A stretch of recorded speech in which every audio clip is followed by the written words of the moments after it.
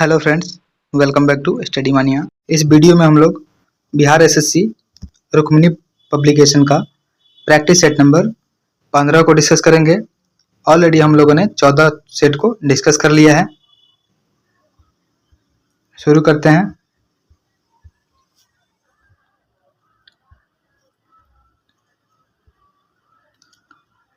पहला क्वेश्चन है, निम्नलिखित में से किस स्थिति में कोई अवतल दर्पण बिंब से बड़ा वास्तविक प्रतिबिंब बना सकता है।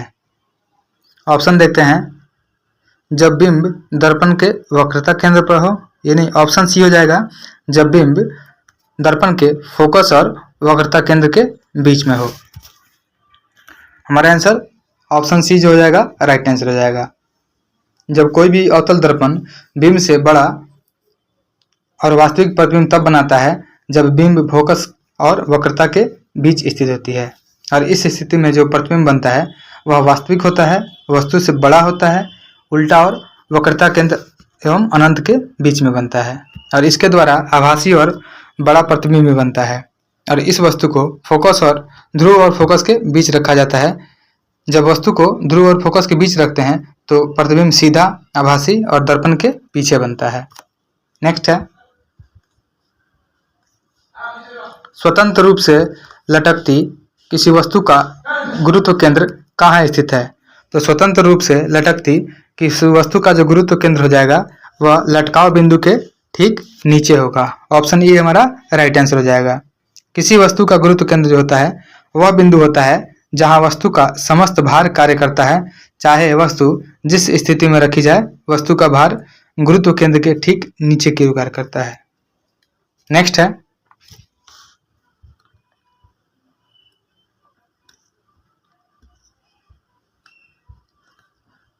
आधुनिक आवर्त सारणी के किस वर्ग में पूर्ण आवरण वाले संयोजी इलेक्ट्रॉन और रासायनिक रूप से अक्रिय तत्व होते हैं। ये हो जाएगा 18 हो जाएगा। आधुनिक आवर्त सारणी के 18वें वर्ग में पूर्ण आवरण वाले संयोजी इलेक्ट्रॉन और रासायनिक रूप से अक्रिय तत्व शामिल होते हैं। आवर्त सारणी में मेंडलीफ ने अक्रिय गैसों को शामिल नहीं किया था, क्योंकि उस समय अक्रिय गैस की खोज नहीं हुई थी। और आधुनिक आवर्त सारणी में आवर्त की संख्या जो है वो 7 है और वर्ग की जो संख्या है कुल 18 है, और ये 18वें वर्ग में रखा गया है। नेक्स्ट है, किसी पारितंत्र में अपघटक, तो किसी भी पारितंत्र में अपघटक जैव पदार्थ को अकार्बनिक रूप में बदल देते हैं। ऑप्शन बी हमारा राइट आंसर हो जाएगा। यानी वे सूक्ष्म जीव जो जटिल कार्बनिक पदार्थों को सरल अकार्बनिक पदार्थों में तोड़ते हैं वह अपघटक कहलाते हैं, और ये सरलतम पदार्थ पुनः चक्रित होकर वापस मिट्टी में मिलकर उत्पादकों द्वारा पुनः उपयोग कर लिए जाते हैं।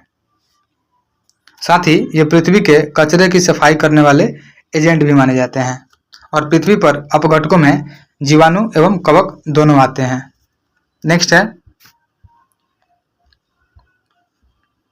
जैविक अन्योन्य के किस प्रकार में एक जाति को लाभ तथा दूसरी जाति को हानि होती है। तो ये होता है परजीविता। एक होता है सहभागिता, मतलब जो परजीविता होता है यह जैविक अन्योन्य क्रिया के परजीविता के प्रकार में एक जाति को लाभ होता है और दूसरी जाति को हानि होता है। और एक होता है सहभोजिता।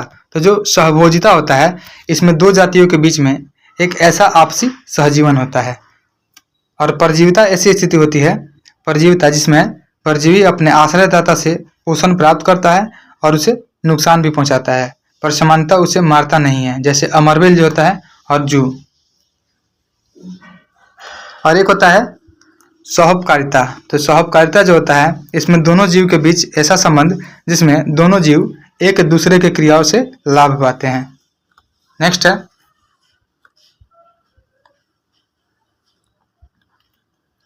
निम्नलिखित में कौन सा अनुमस्तिष्क के लिए सही नहीं है।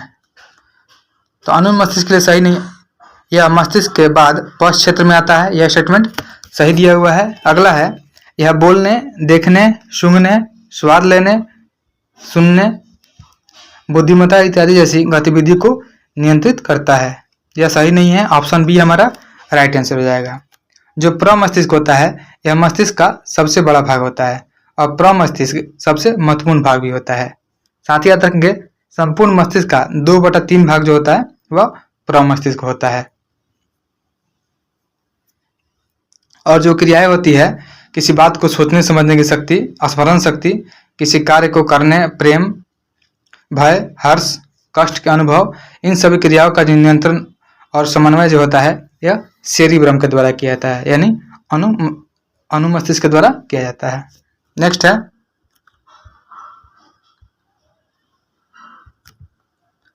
निम्नलिखित में से कार्बन के कौन से मिश्रण का द्रव बनने और उबलने का तापमान सर्वाधिक है? तो ये हो जाएगा एसिटिक एसिड। ऑप्शन बी हमारा राइट आंसर हो जाएगा। एसिटिक एसिड कार्बन का मिश्रण का द्रव बनने और उबलने का तापमान जो होता है वह सबसे अधिक होता है। कार्बन सार्वभौमिक तत्व है और एसिटिक एसिड होता है, इसका जो फॉर्मूला होता है वह होता है CH3COOH। याद रखेंगे एसिटिक एसिड का जो फॉर्मूला होता है वो होता है CH3COOH। और जो मीथेन में गैस होता है इसको मार्स गैस भी बोलते हैं। नेक्स्ट है फूलों के अंडाशय के अंदर छोटे मनके जैसी संरचनाओं को कहा जाता है। तो फूलों के अंडाशय के अंदर छोटे जो मनके या घड़े जैसी संरचना होती है उसको बीजाणु कहा जाता है। ऑप्शन ई हमारा राइट आंसर हो जाएगा। अगला क्वेश्चन है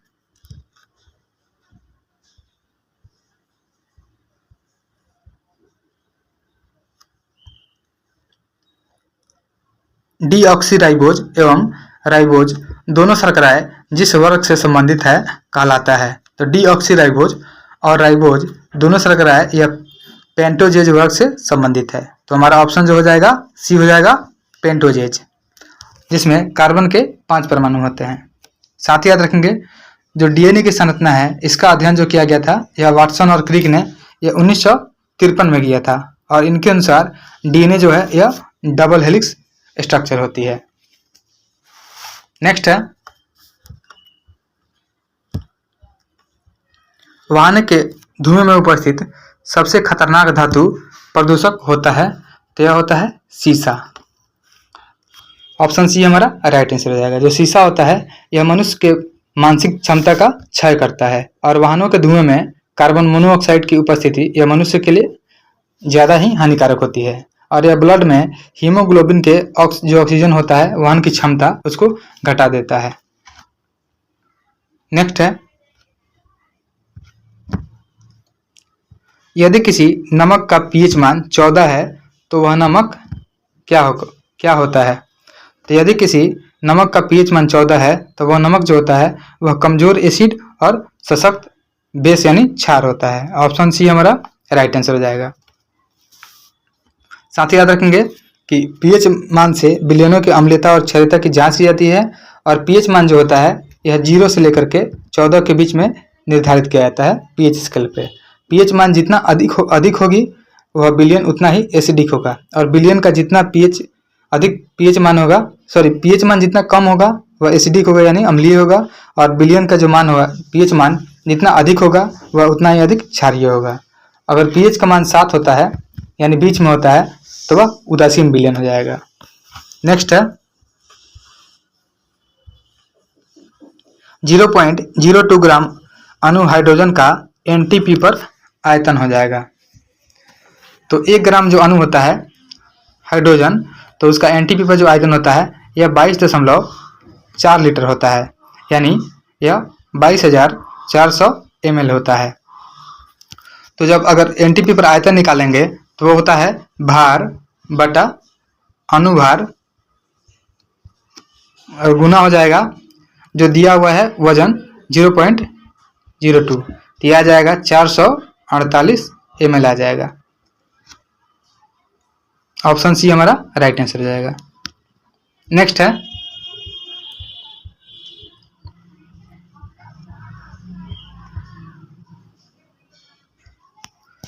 ग्लोब पर 2 स्थानों के बीच की न्यूनतम दूरी होती है। तो ग्लोब पर 2 स्थानों के बीच की जो न्यूनतम दूरी होती है वह अंतर्राष्ट्रीय तिथि रेखा पर होती है। ऑप्शन डी हमारा राइट आंसर हो जाएगा। पृथ्वी पर समय के निर्धारण के लिए एक काल्पनिक रेखा जो प्रशांत महासागर के बीच में 180 डिग्री देशांतर पर उत्तर से दक्षिण की ओर खींची गई है, उसी को हम लोग अंतर्राष्ट्रीय तिथि रेखा बोलते हैं। और इस रेखा का जो निर्धारण है यह किया गया था 1884 में किया गया था, वाशिंगटन में संपन्न हुए एक सम्मेलन में किया गया था। वहीं 180 डिग्री देशांतर से जो पूर्व दिशा की ओर आने में एक दिन घटाना पड़ता है और पश्चिम दिशा में जाने पर एक दिन जोड़ना पड़ता है। और अंतर्राष्ट्रीय तिथि रेखा जो है यह आर्कटिक सागर, चुकी सागर, बेरिंग स्ट्रेट और प्रशांत महासागर से होकर के गुजरती है। साथ ही याद रखेंगे जो ग्रीनविच देशांतर और 180 डिग्री देशांतर के बीच 24 घंटे का अंतर होता है और एक देशांतर का अंतर होने पर समय में 4 मिनट का अंतर हो जाता है। नेक्स्ट है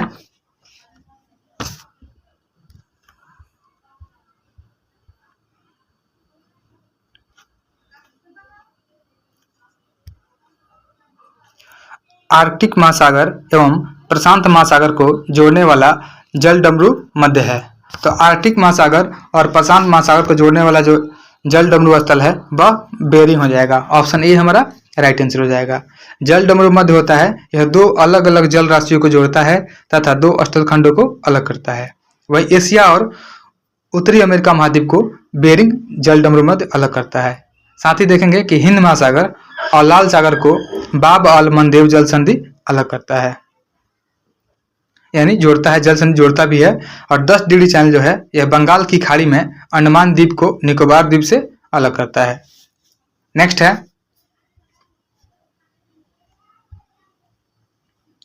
एस्टेरॉयड बेल्ट की उपस्थिति किन दो ग्रहों के बीच में है, मध्य है। तो एस्टेरॉयड बेल्ट की जो उपस्थिति है यह बृहस्पति और मंगल के बीच में है। ऑप्शन डी हमारा राइट आंसर हो जाएगा।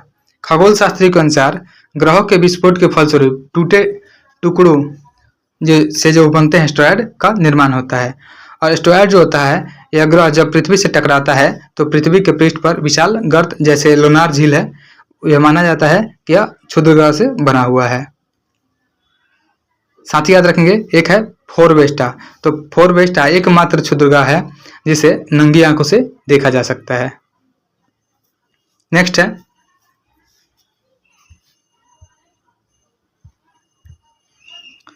1883 में विश्व के किस देश में सर्वप्रथम जल विद्युत उत्पादन केंद्र की स्थापना की गई थी। तो यह की गई थी फ्रांस में।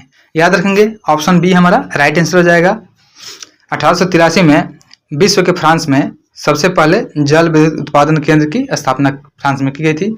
वहीं भारत में जल विद्युत शक्ति गृह का जो स्थापना है भारत में किया गया था 1897 ईस्वी में। यह किया गया था सिद्रापंग, दार्जिलिंग, पश्चिम बंगाल में किया गया था और यह एशिया का प्रथम पनबिजली संयंत्र था।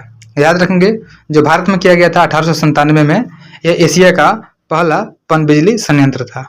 1902 में कर्नाटक के शिव समुद्रम में कावेरी नदी के तट पर दूसरा विद्युत गृह बनाया गया था, जल विद्युत गृह बनाया गया था। और विश्व का पहला परमाणु बिजली घर जो है यह रूस में स्थापित किया गया था।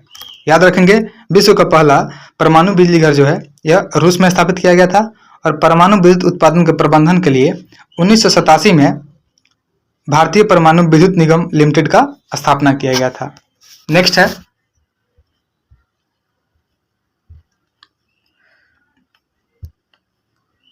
जुलू एक जाति है जिसका संबंध निम्न में से किससे है। तो जुलू एक जाति है जिसका जो संबंध है यह दक्षिण अफ्रीका से है। ऑप्शन बी हमारा राइट आंसर हो जाएगा। दक्षिण अफ्रीका में सामाजिक व निर्जातीय विविधता पाई जाती है। साथ ही याद रखेंगे जो दक्षिण अफ्रीका की राजधानी है वह है प्रिटोरिया। याद रखेंगे दक्षिण अफ्रीका की जो राजधानी है वह प्रिटोरिया है। उसके बाद कुछ जनजाति है उसके बारे में याद रखना है, जैसे माओरी जनजाति है। तो माओरी जनजाति जो है यह न्यूजीलैंड में पाई जाती है। याद रखना है माओरी जनजाति मुख्य रूप से न्यूजीलैंड में पाई जाती है। वैसे ही बुशमैन होता है। तो जो बुशमैन होता है यह कालाहारी मरुस्थल में यानी बोत्सवाना, नामीबिया और जिम्बाब्वे में पाई जाती है। और श्रीलंका में एक जनजाति पाई जाती है, उसको बोलते हैं हम लोग वेदास। याद रखेंगे वेदास जनजाति जो है यह श्रीलंका में पाई जाती है। और एक होता है बद्दू जनजाति। जो बद्दू होता है यह अरब में पाया जाता है। और एक जनजाति पाई जाती है बोरो। तो बोरो जनजाति जो होती है यह ब्राजील में पाई जाती है। नेक्स्ट है निम्न में किस राज्य समूह की सीमाएं बांग्लादेश से जुड़ी हुई है? तो बांग्लादेश से जुड़ी हुई सीमाएं हो जाएंगी पश्चिम बंगाल हो जाएगा, असम हो जाएगा, त्रिपुरा हो जाएगा, मेघालय और मिजोरम हो जाएगा। ऑप्शन सी हमारा राइट आंसर हो जाएगा। याद रखेंगे बांग्लादेश से सटी हुई सीमा है पश्चिम बंगाल की, असम की, त्रिपुरा की, मेघालय की और मिजोरम की। और बांग्लादेश से भारत की सबसे लंबी अंतर्राष्ट्रीय सीमा लगती है जिसकी जो लंबाई है वह 4096 किलोमीटर है। यह भारत के साथ सबसे अधिक सटा हुआ कंट्री है जो भारत के पश्चिम बंगाल, त्रिपुरा, मेघालय, मिजोरम और असम के साथ सीमा साझा करती है। और 3 ओर से बांग्लादेश से घिरा हुआ जो राज्य है वह भारत का त्रिपुरा है। यह केवल उत्तर पूर्व में असम और मिजोरम से जुड़ा है, बाकी 3 साइडों से यह त्रिपुरा से घिरा हुआ है। नेक्स्ट है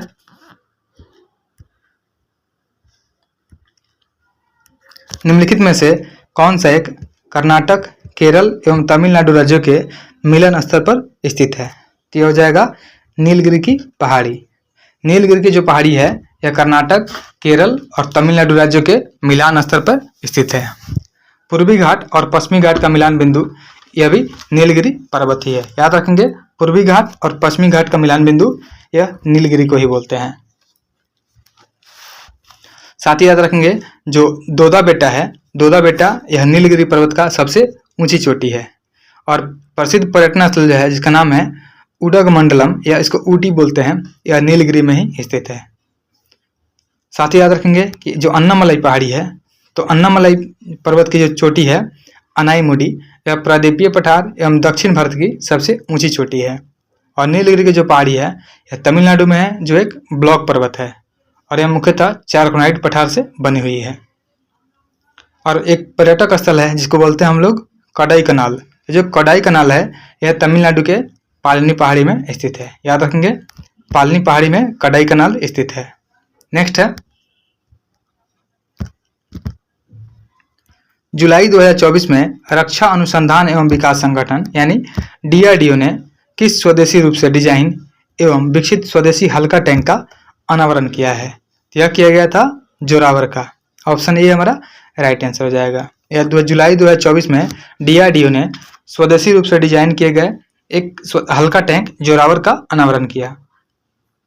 और DRDO ने स्वदेशी रूप से डिजाइन विकसित स्वदेशी हल्का टैंक जोरावर टैंक का अनावरण जो है यह जुलाई 2024 में किया है। और जोरावर टैंक को 2027 तक भारतीय सेना में शामिल करने की संभावना भी है। नेक्स्ट है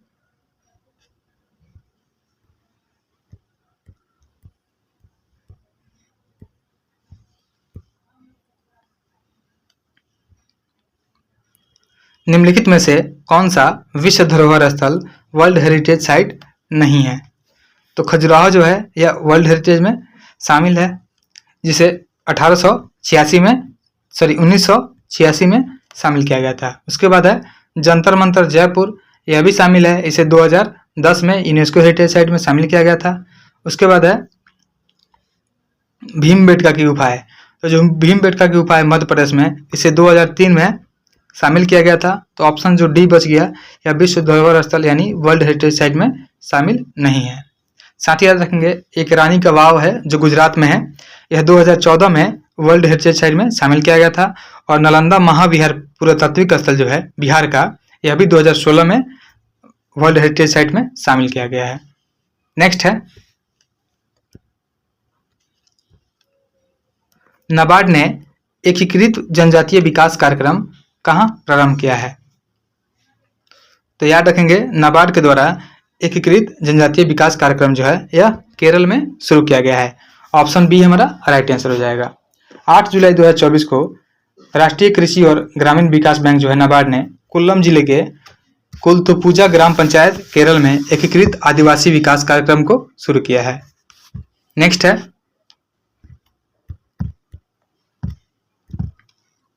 शिवाजी के धार्मिक गुरु कौन थे? तो शिवाजी के जो धार्मिक गुरु थे वह रामदास थे। ऑप्शन बी हमारा राइट आंसर हो जाएगा।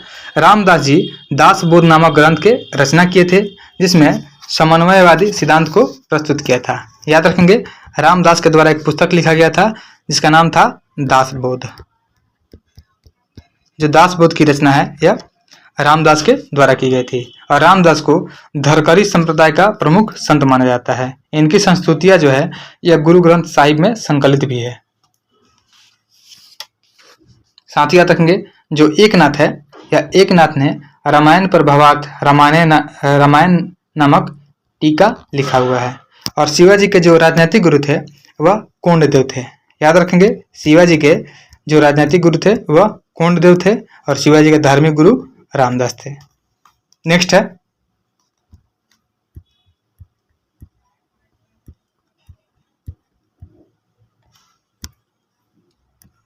चौरा चौरी की घटना का समय महात्मा गांधी कहाँ थे? तो जब चौरा चौरी की घटना हुई थी तो महात्मा गांधी उस टाइम वारदोली में थे। ऑप्शन डी हमारा राइट आंसर हो जाएगा।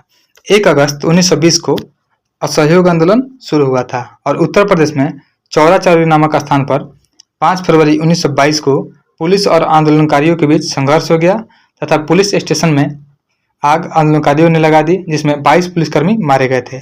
और इस घटना से दुखी होकर गांधी जी ने 12 फरवरी 1922 को वारदोली में कांग्रेस की बैठक में आंदोलन समाप्त करने की घोषणा कर दी थी।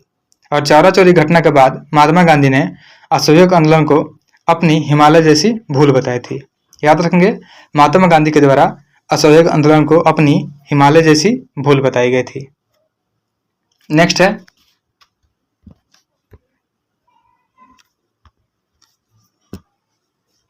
जवाहरलाल नेहरू के अधीन एक अंतरिम सरकार का गठन कब हुआ था? तो जवाहरलाल नेहरू के अधीन एक अंतरिम सरकार का जो गठन है यह सितंबर 1946 में किया गया था। ऑप्शन सी हमारा राइट आंसर हो जाएगा। अंतरिम सरकार का जो गठन है ये एक शाही ढांचे और एक लोकतांत्रिक ढांचे के बीच एक अंतिम सरकार के रूप में गठित किया गया था। और 2 सितंबर 1946 को गठित अंतरिम मंत्रिमंडल की जो सूची है इसमें याद रखेंगे कि जो जवाहरलाल नेहरू थे यह कार्यकारी परिषद के उपाध्यक्ष, विदेशी मामले और राष्ट्रमंडल विभाग के अध्यक्ष थे। और वहीं जो सरदार वल्लभ भाई पटेल थे यह गृह, सूचना एवं प्रसारण मंत्री थे। बलदेव सिंह रक्षा मंत्री, जॉन मथाई उद्योग एवं आपूर्ति मंत्री, सी राजगोपालचारी शिक्षा मंत्री, CH भाभा खान एवं बंदरगाह मंत्री और जो राजेंद्र प्रसाद थे ये खाद्य एवं कृषि मंत्री थे। नेक्स्ट है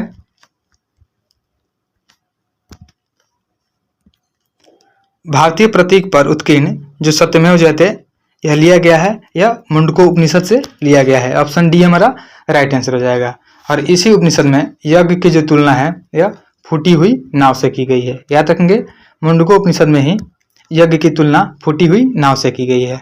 और सत्यमेव जयते का जो अर्थ है उसका मतलब होता है सत्य की ही विजय होती है। भारत का राष्ट्रीय प्रतीक जो है सारनाथ स्थित अशोक के सिंह स्तंभ के ऊपरी भाग की अनुकृति है। और भारत सरकार ने इसे 26 जनवरी 1950 को अपनाया था। और भारत का जो राज्य चिन्ह का उपयोग है भारत के राजकीय अधिनियम 2005 के तहत नियंत्रित होता है। नेक्स्ट है मौलिक अधिकारों के अंतर्गत कौन सा अनुच्छेद बच्चों के शोषण से संबंधित है? तो अनुच्छेद 24 हो जाएगा, यह बच्चों के शोषण से संबंधित है। 14 वर्ष से कम उम्र के बच्चों को हानिकारक उद्योगों, फैक्ट्री, कारखानों आदि में नहीं लगाया जाएगा। और न्यायपालिका के आदेश पर बाल पुनर्वास कल्याण कोष की भी स्थापना की गई है। राष्ट्रीय बाल अधिकार संरक्षण आयोग का जो गठन है यह 2007 में किया गया था। साथ ही याद रखेंगे जो अनुच्छेद 23 है, अनुच्छेद 23 में मानव के दुर्व्यापार एवं बलात्कार श्रम का प्रतिषेध का प्रावधान है। और जो अनुच्छेद 17 है इसके अंतर्गत अस्पृश्यता को प्रतिबंधित किया गया है। और जो अनुच्छेद 18 है यह उपाधियों का अंत का प्रावधान करता है। नेक्स्ट है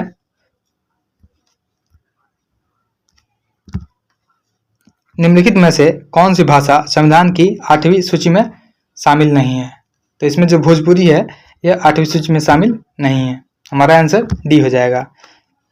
वर्तमान में 22 भाषाओं का उल्लेख 8वीं सूची में किया गया है।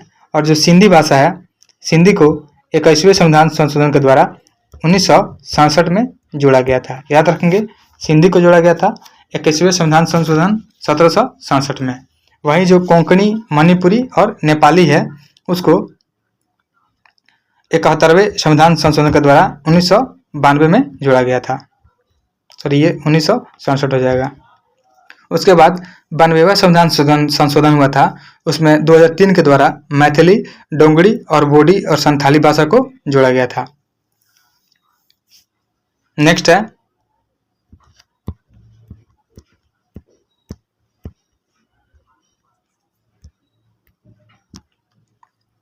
लोकसभा और राज्यसभा में गणपूर्ति संख्या है। तो लोकसभा और राज्यसभा में जो गणपूर्ति संख्या है वह हो जाती है कुल सदस्य संख्या का 1/10। ऑप्शन सी हमारा राइट आंसर हो जाएगा। अनुच्छेद जो 100 का क्लॉज 3 है उसके अकॉर्डिंग लोकसभा या राज्यसभा का जो कोरम होता है यह कुल सदस्य का 1/10 होता है। नेक्स्ट है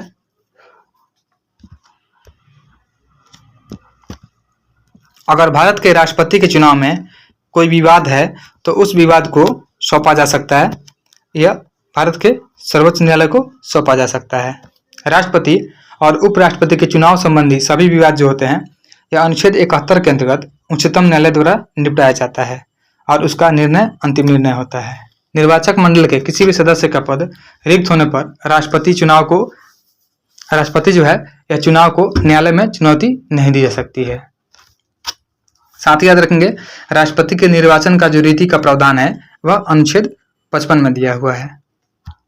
और भारत की संसद यह राष्ट्रपति, राज्यसभा और लोकसभा से मिलकर बनी है, यह अनुच्छेद 79 में बताया गया है। अगला क्वेश्चन है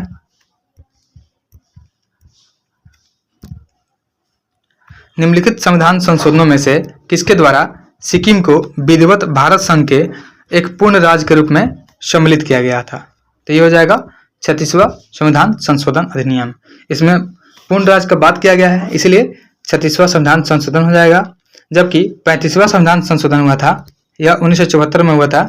इसके द्वारा सिक्किम को जो है सह राज्य के रूप में भारत में शामिल किया गया था। याद रखेंगे जब आपसे पूछा जाएगा कि सिक्किम को सह राज्य के रूप में किस संविधान संशोधन के द्वारा शामिल किया गया था तो वह 35वां हो जाएगा। लेकिन अगर पूछा जाएगा कि सिक्किम को भारत संघ के एक पूर्ण राज्य के रूप में सम्मिलित किया गया था तो वह 36वां संविधान संशोधन हो जाएगा। याद रखना है। साथ ही याद रखेंगे जो 34वां संविधान संशोधन हुआ था इसके द्वारा 9वीं अनुसूची में भूमि सुधार संबंधी अधिनियमों को शामिल किया गया था। वही जो 37वां संविधान संशोधन अधिनियम हुआ था यह 1975 में हुआ था। इसके द्वारा अरुणाचल प्रदेश के लिए विधानसभा और मंत्रिपरिषद की स्थापना से संबंधित व्यवस्था की गई थी। नेक्स्ट है मिश्रित अर्थव्यवस्था क्या है। तो मिश्रित अर्थव्यवस्था यह सार्वजनिक क्षेत्र और निजी क्षेत्र का सह अस्तित्व होता है। तो ऑप्शन ए हमारा राइट आंसर हो जाएगा। मिश्रित अर्थव्यवस्था एक विशेष प्रकार की अर्थव्यवस्था है जिसमें समाजवादी अर्थव्यवस्था एवं पूंजीवादी अर्थव्यवस्था दोनों विशेषताएं विद्यमान होती है। अगला क्वेश्चन है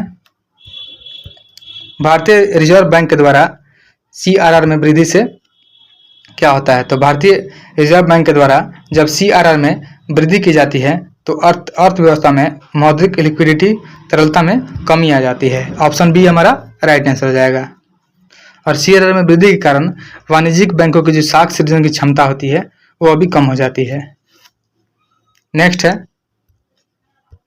इसमें मिलान करना है। बुक का नाम दिया हुआ है और लेखक का नाम दिया हुआ है। पहला बुक जो है द ग्रेट टेक गेम। तो जो द ग्रेट टेक गेम है यह लिखा गया है अनिरुद्ध सूरी के द्वारा। अगला है a nation to protect. A nation to protect जो है यह प्रियम गांधी मोदी के द्वारा लिखा हुआ है। नेक्स्ट है वी डू नॉट पार्ट। यह हान कांग के द्वारा लिखा गया है वी डू नॉट पार्ट। उसके बाद है हॉट लैम्प। जो हार्ट लैम्प है यह बानू मुश्ताक के द्वारा लिखा गया है। इसका जो मिलान हो जाएगा ऑप्शन ए हो जाएगा। याद रखेंगे द ग्रेट टेक गेम यह हो जाएगा अनिरुद्ध सूरी यानी ऑप्शन ए का हो जाएगा सी, यानी सी हमारा राइट आंसर हो जाएगा। 2 का हो जाएगा डी अ नेशन टू प्रोटेक्ट हो जाएगा Priyam Gandhi Modi. We do not part जो हो जाएगा बी हो जाएगा हांगकांग हो जाएगा। उसके बाद हार्ट लैम्प का जो हो जाएगा वह बानू मुश्ताक हो जाएगा। नेक्स्ट है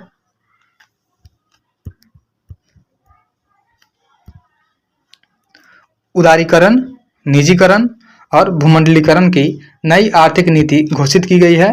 यह प्रधानमंत्री नरसिम्हा राव के द्वारा घोषित की गई थी। ऑप्शन सी हमारा राइट आंसर हो जाएगा। और प्रधानमंत्री PV नरसिम्हा राव का जो कार्यकाल था यह 1991 से लेकर के 1996 तक था। याद रखेंगे। नेक्स्ट है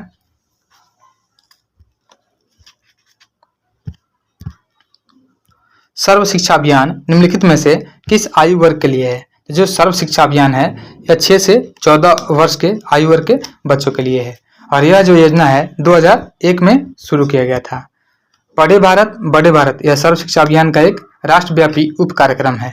वहीं 86वें संविधान संशोधन अधिनियम के द्वारा 6 से 14 वर्ष के बच्चों के लिए मुफ्त और अनिवार्य शिक्षा को मौलिक अधिकार बनाया गया था और जो आर्टिकल 21 का ए है इसके अकॉर्डिंग 6 से 14 वर्ष के बच्चों को निःशुल्क और अनिवार्य शिक्षा उपलब्ध भी कराया जाएगा। जो 86वां संविधान संशोधन हुआ था 2002 में अनुच्छेद 45 के विषय वस्तु को बदला गया और प्राथमिक शिक्षा को अनुच्छेद 21A के तहत मूल अधिकार बना दिया गया था। वहीं 86वें संविधान संशोधन के द्वारा अनुच्छेद 51 के क में 11वें मौलिक कर्तव्य को जोड़ा गया जो शिक्षा से संबंधित है। नेक्स्ट है विश्व मौसम संगठन का मुख्यालय कहाँ स्थित है। तो विश्व मौसम संगठन का जो मुख्यालय है यह जिनेवा में स्थित है। ऑप्शन ए हमारा राइट आंसर हो जाएगा। साथ ही याद रखेंगे कि विश्व मौसम विज्ञान संगठन जो है यह एक मौसम विज्ञान संगठन है जिसे 11 अक्टूबर 1947 को याद रखेंगे 11 अक्टूबर को 1947 को हुई संधि के बाद 23 अक्टूबर 1950 में स्थापित किया गया और हर साल 23 मार्च को विश्व मौसम विज्ञान दिवस के रूप में मनाते हैं। याद रखेंगे 23 मार्च को विश्व मौसम विज्ञान दिवस के रूप में मनाया जाता है 23 मार्च को। साथ ही हमें याद रखना है कि अंतर्राष्ट्रीय संगठन और उसका मुख्यालय जैसे एमनेस्टी इंटरनेशनल है तो उसका जो मुख्यालय है वह लंदन में है। उसके बाद है संयुक्त राष्ट्र बाल आपात कोष, इसका मुख्यालय न्यूयॉर्क में है। वही विश्व स्वास्थ्य संगठन है उसका मुख्यालय जेनेवा में ही है और विश्व बैंक जो है उसका मुख्यालय वाशिंगटन डीसी में है और अंतर्राष्ट्रीय कृषि विकास निधि है उसका मुख्यालय इटली रोम में है। नेक्स्ट है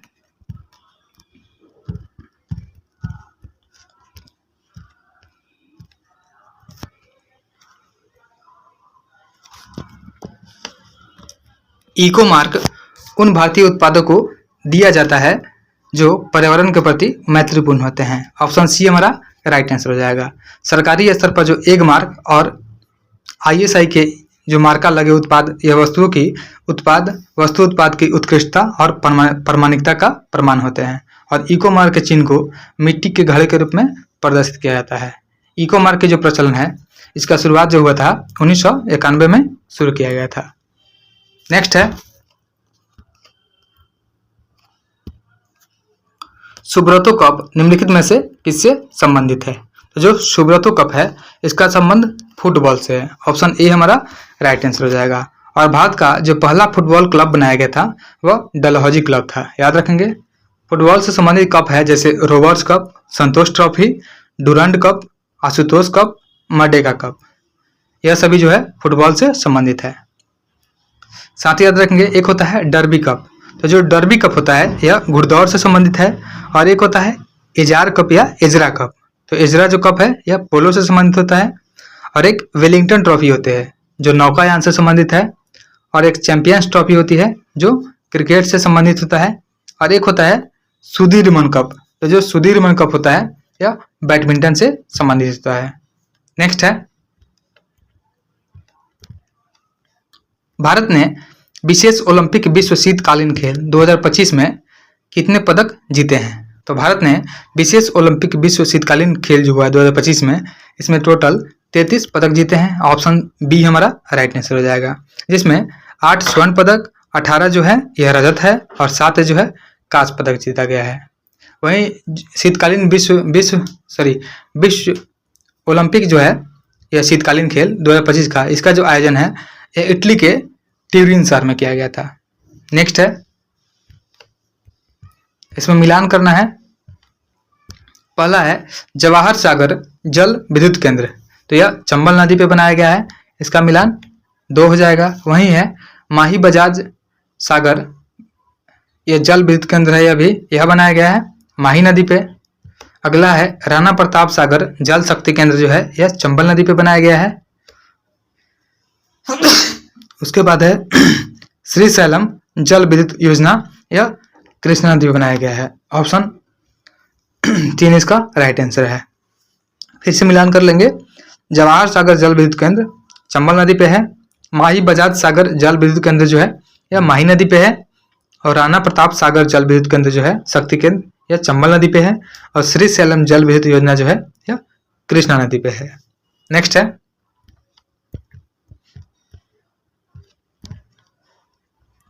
संविधान का 52वां संशोधन संबंधित है। तो संविधान का जो 52वां संशोधन है यह 10वीं अनुसूची से संबंधित है, जिसमें दल बदल दिया हुआ है। तो ऑप्शन ए हमारा राइट आंसर हो जाएगा। और जो 52वां संविधान संशोधन हुआ था यह 1985 में हुआ था।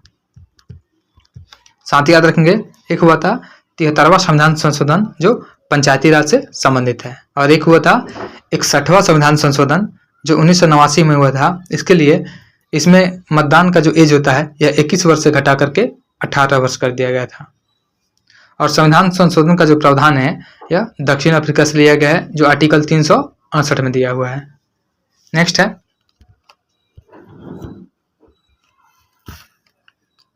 मुंडाओं ने विद्रोह खड़ा किया। तो मुंडाओं ने जो विद्रोह खड़ा किया था यह 1899 से लेकर के 1900 ईस्वी के आसपास किया था। ऑप्शन बी हमारा राइट आंसर हो जाएगा।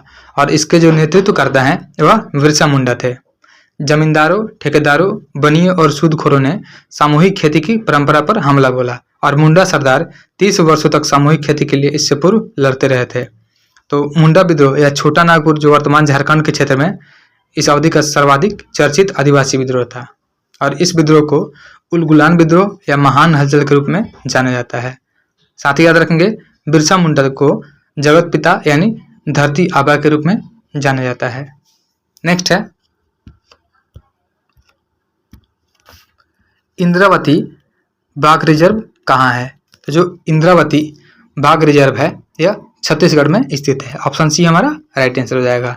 साथ ही याद रखेंगे जैसे मध्य प्रदेश में है, इसमें एक है पंचमढ़ी अभ्यारण्य है। उसके बाद कर्नाटक का बात कर रहा है तो कर्नाटक में नागरहोल राष्ट्रीय पार्क बोल सकते हैं, राष्ट्रीय पार्क है। असम में है मानस नेशनल पार्क है। केरला में पेरियार है। वैसे ही ये हिमाचल प्रदेश में है रोहिला राष्ट्रीय पार्क। अरुणाचल में पखोई वन्यजीव अभ्यारण्य। तमिलनाडु में है वेदांतकल अभ्यारण्य। उड़ीसा में चिल्का झील। ये सभी आप लोग याद रखिएगा। नेक्स्ट है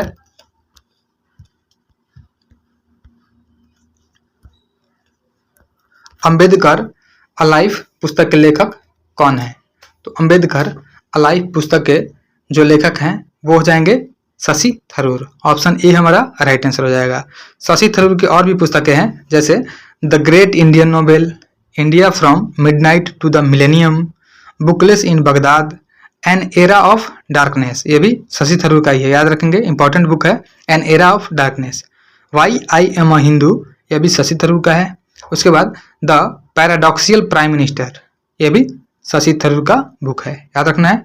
the paradoxical prime minister, why I am a Hindu और एन एरा ऑफ डार्कनेस, यह फेमस बुक है शशि थरूर का। नेक्स्ट है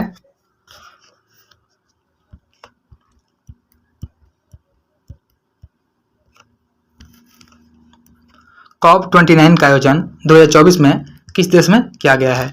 तो COP29 का जो आयोजन है 2024 में अजरबैजान में किया गया है। ऑप्शन ए हमारा राइट आंसर हो जाएगा। यह अजरबैजान के बाकू में किया गया था। और वहीं 2023 वाला संयुक्त राष्ट्र जो जलवायु परिवर्तन सम्मेलन था यह 30 नवंबर से 12 दिसंबर 2023 तक यह दुबई में किया गया था। साथ ही याद रखेंगे कि जो COP27 है इसका आयोजन 2022 में मिस्र के शर्म अल शेख में हुआ था। और जो COP30 का आयोजन होगा नवंबर 2025 में, यह ब्राजील के बेल्लम में किया जाएगा। मैं लिख देता हूं, आप लोग याद रखिएगा। COP30 है, इसका जो आयोजन है यह किया जाएगा नवंबर 2025 में, और यह किया जाएगा बेलम ब्राजील में।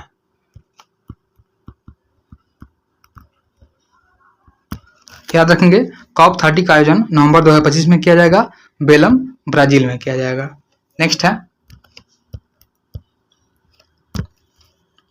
साइक्लोन 2025 क्या है।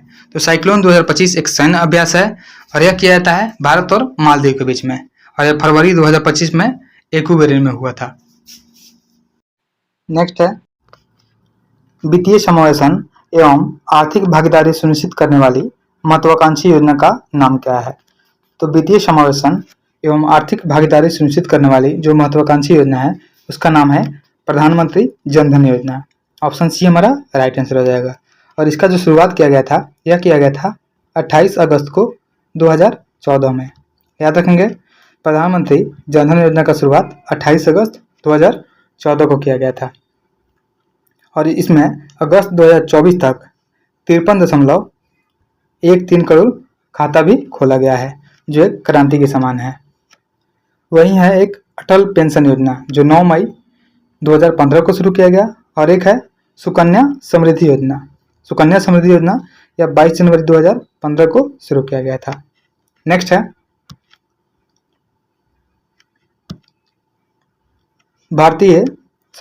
हिमालय पर्वतमाला को किस में विभाजित किया गया है? तो जो हिमालय पर्वतमाला है उसको हिमाचल, हिमाद्री और शिवालिक में बांटा गया है। ऑप्शन बी हमारा राइट आंसर हो जाएगा।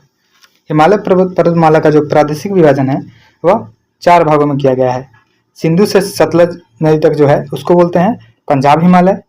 सतलज से जो काली के बीच में है उसको बोलते हैं कुमायूं हिमालय, और काली नदी से जो तीस्ता नदी के बीच में है उसको नेपाल हिमालय बोलते हैं, और जो तीस्ता नदी से लेकर के दिहांग नदी के बीच में है उसको असम हिमालय बोला जाता है। नेक्स्ट है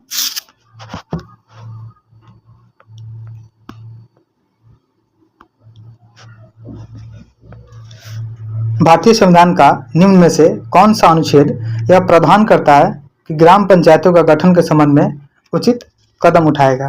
तो यह किया जाता है अनुच्छेद 40 के अनुसार। जो अनुच्छेद 40 है यह राज्य के नीति निर्देशक सिद्धांतों का एक हिस्सा है, और अनुच्छेद 40 को गांधीवादी दर्शन भी माना जाता है। भारतीय संविधान का जो अनुच्छेद है यह अनुच्छेद 243 से 243 के 9 तक यह पंचायती राज से संबंधित है। नेक्स्ट है बिहार की कौन सी नदी कैमूर के पठार को छोटा नागपुर के पठार से अलग करती है? तो यह है सोन नदी। ऑप्शन डी हमारा राइट आंसर हो जाएगा। सोन नदी जो है यह कैमूर के पठार को छोटा नागपुर के पठार से अलग करती है, और सोन नदी की जो उत्पत्ति है यह मध्य प्रदेश के अमरकंटक से होती है। साथ ही याद रखेंगे सोन नदी झारखंड तथा बिहार के दक्षिणी पश्चिमी भाग में स्थित कैमूर के पहाड़ी के दक्षिणी भाग में रोहतास एवं गढ़वा की सीमा पर प्रवेश करती है, और इस नदी की जो कुल लंबाई है वह 760 किलोमीटर है। याद रखेंगे, और बिहार का सबसे पुराना नहर जो है यह सोन नहर ही है। पूर्वी सोन नहर और पश्चिमी सोन नहर में सोन नहर विभाजित हो जाती है। नेक्स्ट है इजराइल की मुद्रा क्या है? तो इजराइल की मुद्रा को हम लोग बोलते हैं शेकेल। तो यहाँ पे नई शेकेल दिया हुआ है, ऑप्शन ए हमारा राइट आंसर हो जाएगा। वहीं जो नेसेट है यह इजराइल की संसद का नाम है। याद रखेंगे, इजराइल की जो संसद है उसका नाम है नेसेट। और बैथलेहम इजराइल का एक नगर है जहां ईसा मसीह का जन्म हुआ था। और मोसाद जो है यह इजराइल की गुप्तचर संस्था है। याद रखेंगे, मोसाद यह इजराइल की गुप्तचर संस्था का नाम है मोसाद। और कहाने चाई जो है यह इजराइल के आतंकी संगठन है जिसको बोलते हैं कहाने चाई। और यरूशलेम शहर जो है यहूदी, ईसाई तथा मुस्लिम तीनों के लिए पवित्र भूमि है।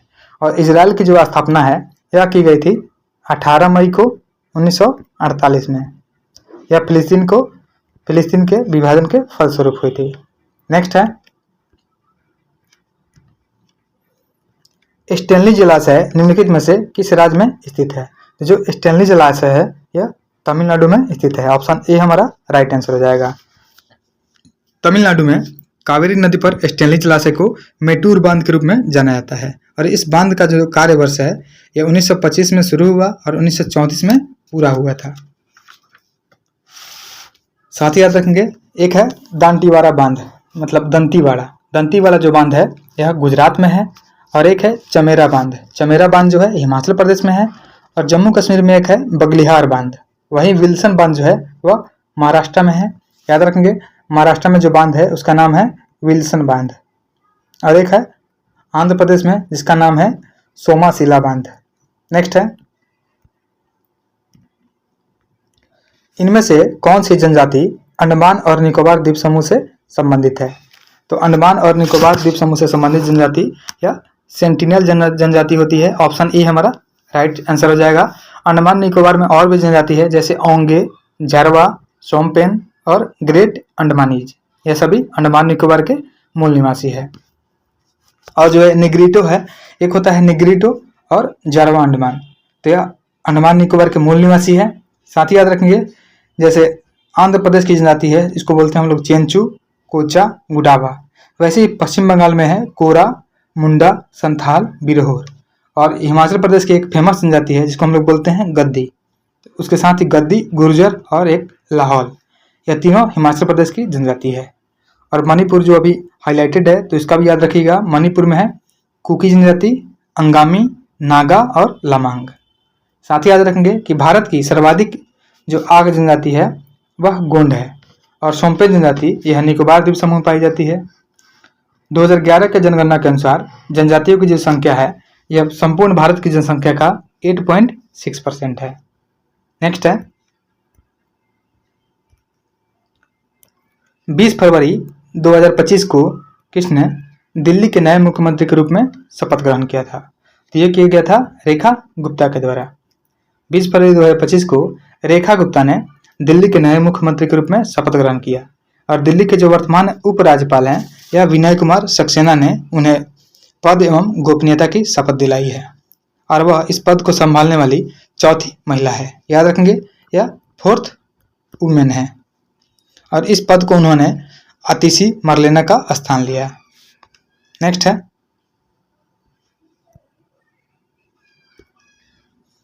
6ठे बिम्स्टेक शिखर सम्मेलन 2025 का आयोजन कहाँ किया गया है? तो जो 6ठा बिम्स्टेक शिखर सम्मेलन है इसका आयोजन थाईलैंड में किया गया है। ऑप्शन ए हमारा राइट आंसर हो जाएगा। और जो 2025 में बिम्स्टेक हुआ है उसका विषय है, थीम है prosperous, resilient and open BIMSTEC. और बिम्स्टेक का जो फुल फॉर्म होता है वह होता है Bay of Bengal initiative for multi sector technical and economic corporation. याद रखेंगे बिम्स्टेक का फुल फॉर्म होता है Bay of Bengal initiative for multi sectoral technological and economic corporation. और बिम्स्टेक सदस्य देशों की संख्या जो है वह 7 है। बिम्स्टेक में 7 सदस्य हैं जिसमें शामिल हैं बांग्लादेश, भूटान, भारत, नेपाल, श्रीलंका, म्यांमार और थाईलैंड। याद रखेंगे भूटान, भारत, नेपाल, श्रीलंका, म्यांमार और थाईलैंड इसमें शामिल है। और बिम्स्टेक का युवा शिखर सम्मेलन 2025 में यह गांधीनगर में आयोजित हुआ था। नेक्स्ट है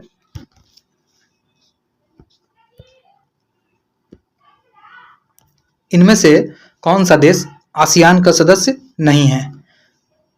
तो थाईलैंड आसियान का सदस्य है, सिंगापुर भी है और इंडोनेशिया भी है। जो भारत हो जाएगा यह आसियान का सदस्य नहीं है। ऑप्शन डी हमारा राइट आंसर हो जाएगा। आसियान के क्षेत्रीय संवाद भागीदार जो है भारत 1992 में और 1996 में पूर्ण वार्ता भागीदार सदस्य बना था। आसियान का जो फुल फॉर्म होता है वह होता है association of south east Asian nation. याद रखेंगे आसियान का फुल फॉर्म है association of south east Asian Nations. और आसियान की जो स्थापना हुई थी तो आसियान की स्थापना हुई थी यह 8 अगस्त 1967 को यह थाईलैंड की राजधानी बैंकॉक में हुई थी। और आसियान की स्थापना करने वाले जो प्रारंभिक देश थे उसमें थे थाईलैंड, इंडोनेशिया, मलेशिया, फिलीपींस और सिंगापुर। आसियान के जो वर्तमान में मुख्यालय है यह इंडोनेशिया की राजधानी जकार्ता में है। नेक्स्ट है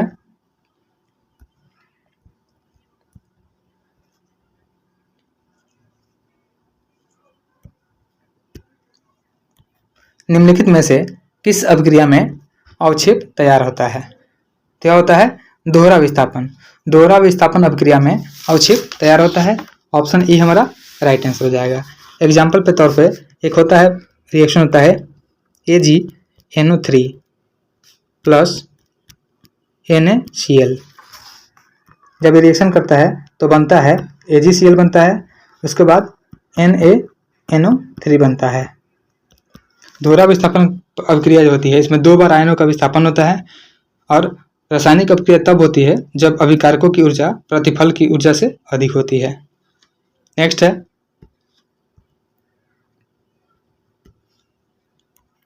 निम्न में से कौन सी धातु जल के साथ कमरे के ताप पर क्रिया करती है? तो ये हो जाएगा सोडियम। सोडियम जो है यह जल के साथ कमरे के ताप पर क्रिया करता है। और सोडियम अति क्रियाशील धातु है। यह जल से अभिक्रिया करके सोडियम हाइड्रोक्साइड यानी NaOH बनाता है। साथ ही याद रखेंगे जो पीतल होता है यह कॉपर और जिंक का मिश्रण होता है। वैसे ही जो कांसा होता है यह कॉपर और टीन का मिश्रण होता है, और जो गॉन मेटल होता है यह कॉपर, जिंक और टीन का मिश्रण होता है। और एक होता है जर्मन सिल्वर, तो जो जर्मन सिल्वर होता है यह कॉपर, जिंक और निकेल का मिश्रण होता है। नेक्स्ट है आर्निथियन चक्र में निम्न में से कौन से अपशिष्ट पदार्थ रक्त से पृथक कर दिए जाते हैं?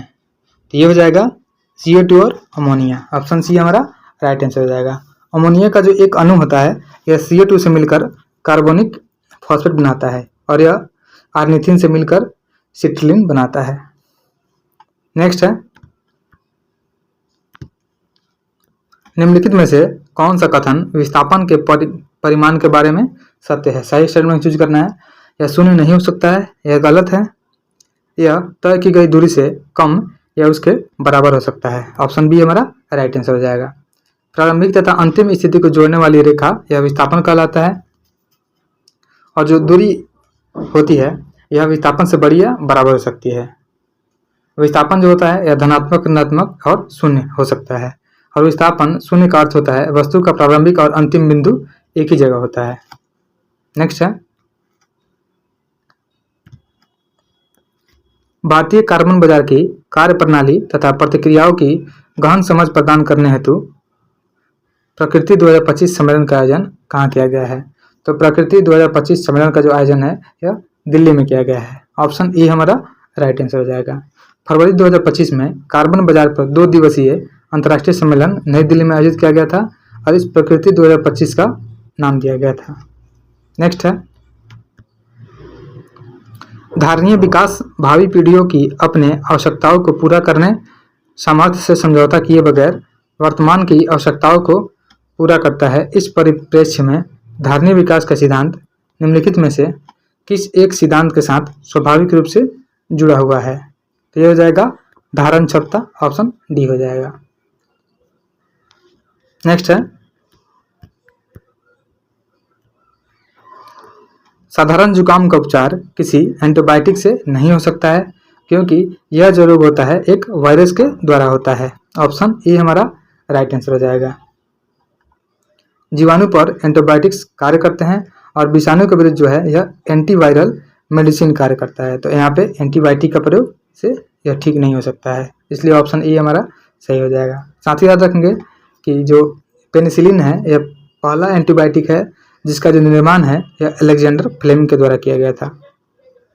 नेक्स्ट है पृथ्वी का द्रव्यमान ज्ञात करने के संदर्भ में निम्नलिखित को ध्यानपूर्वक पढ़ना है, और उपरोक्त में से कौन सा कथन आवश्यक है? तो पहला है जो छोटा जी है, उसके बाद बड़ा जी है, और उसके बाद पृथ्वी की त्रिज्या है। यहाँ पे तीनों ही शामिल हो जाएगा, क्योंकि पृथ्वी का जो गुरुत्व त्वरण तो होता है वह छोटा जी होता है। छोटा जी का जो वैल्यू है वह बड़ा G into mass divided by R, यानी पृथ्वी की त्रिज्या आर क्यू से ज्ञात किया जाता है। तो इसमें जो होगा तीनों सम्मिलित होगा, इसलिए ऑप्शन जो हो जाएगा हमारा डी हो जाएगा। नेक्स्ट है डीएनए और आरएनए दोनों में पाए जाने वाले प्यूरिन कौन से है? तो डीएनए और आरएनए दोनों में पाए जाने वाले जो प्यूरिन होते हैं वह एडेनिन और गुआनिन होते हैं। ऑप्शन बी हमारा राइट आंसर हो जाएगा। डीएनए को डीऑक्सी राइबोन्यूक्लिक एसिड बोलते हैं, और डीएनए फॉस्फेरिक एसिड और डीऑक्सी राइबोज शर्करा एवं नाइट्रोजनी क्षारक के बने होते हैं। डीएनए का प्रोटीन भाग को जीन बोलते हैं, और जीन आनुवांशिक गुणों का वाहक होता है। और इसमें जो प्यूरिन्स होते हैं वह एडेनिन और गुआनिन होते हैं, और इसमें जो पायरिमिडिन होते हैं वह थाइमिन और साइटोसिन होते हैं। नेक्स्ट है रेडियो एक्टिविटी की परिघटना की खोज किसने की? तो रेडियो एक्टिविटी की परिघटना की जो खोज है यह हेनरी बेक्रेल के द्वारा किया गया था। ऑप्शन सी हमारा राइट आंसर हो जाएगा। 1896 ईस्वी में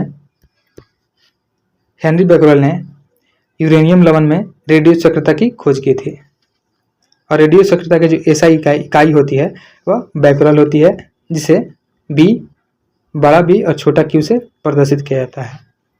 नेक्स्ट है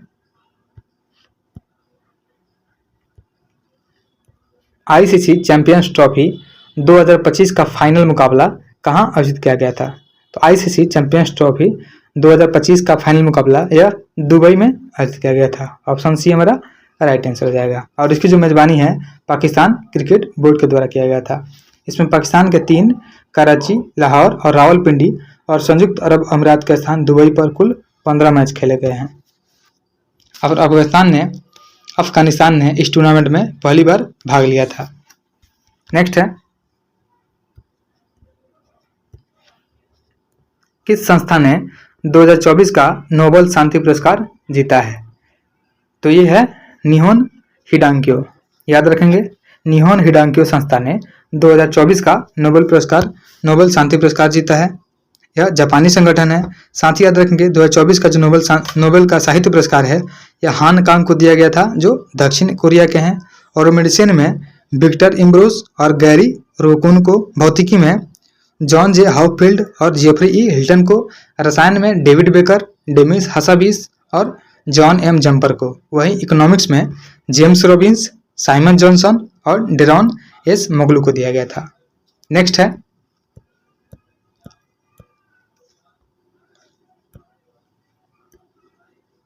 रंगीन कांच बनाने के लिए प्रयुक्त किया जाता है। तो रंगीन कांच को बनाने के लिए संक्रमण धातुओं के ऑक्साइड का प्रयोग किया जाता है। ऑप्शन डी हमारा राइट आंसर हो जाएगा। जब कोबाल्ट ऑक्साइड का यूज करेंगे तो वह गहरा नीला होगा और सोडियम क्रोमेट या फेरस ऑक्साइड का यूज करते हैं तो हरा होता है। तो इसलिए संक्रमण धातुओं का इसमें सिर्फ प्रयोग किया जाता है। नेक्स्ट है, निम्नलिखित में से कौन सा हीमोफीलिया का सबसे अधिक उपयुक्त वर्णन प्रस्तुत करता है? ये होता है एक्स संलग्न अप्रभावी जीन का विकार। यह हीमोफीलिया एक्स संलग्न अप्रभावी जीन का विकार होता है जो हीमोफीलिया का सबसे अधिक उपयुक्त वर्णन प्रस्तुत करता है। ऑप्शन बी हमारा राइट आंसर हो जाएगा। नेक्स्ट है,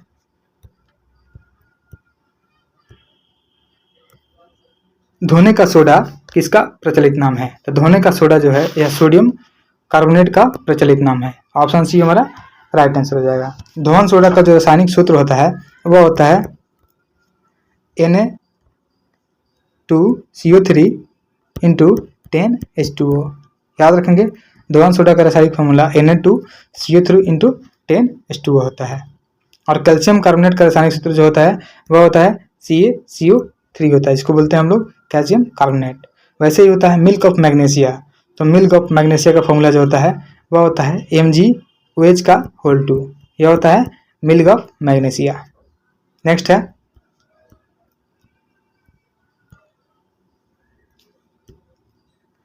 डीएनए के स्ट्रैंड्स किसके द्वारा जुड़े होते हैं? तो जो डीएनए के स्ट्रैंड है यह हाइड्रोजन द्वारा जुड़े होते हैं। ऑप्शन ए हमारा राइट आंसर हो जाएगा। सभी जैव अणुओं में हाइड्रोजन बंधु पाए जाते हैं और प्रत्येक न्यूक्लियोटाइड एक विशिष्ट जटिल संरचना है जो पेंटोन शर्करा, फॉस्फेट मूलक तथा नाइट्रोजनी क्षारक से मिलने से बनी होती है। नेक्स्ट है, निम्नलिखित घटनाओं पर ध्यान दें तथा इन्हें कालानुक्रम में व्यवस्थित करें। तो इसमें व्यवस्थित करेंगे, सबसे पहले जो हो जाएगा हरित क्रांति का प्रारंभ हुआ था। हरित क्रांति का जो शुरुआत हुआ था 1966-67 में हुआ था। याद रखेंगे, हरित क्रांति का शुरुआत हुआ था 1966-67 में हुआ था। और बैंकों का जो राष्ट्रीयकरण हुआ था यह 1969 में हुआ था। उसके बाद गरीबी हटाओ का जो नारा दिया गया था यह 1971 में दिया गया था। तो इसके अकॉर्डिंग जो हमारा मिलान हो जाएगा वह ऑप्शन बी हो जाएगा। पहले हो जाएगा हरित क्रांति का शुरुआत 1966-67 में, उसके बाद बैंकों का राष्ट्रीयकरण 1969 में, उसके बाद गरीबी हटाओ हो जाएगा 1971 में। और साथ ही याद रखेंगे जो गरीबी हटाओ का नारा दिया गया यह 5वीं पंचवर्षीय योजना के दौरान दिया गया था। नेक्स्ट है,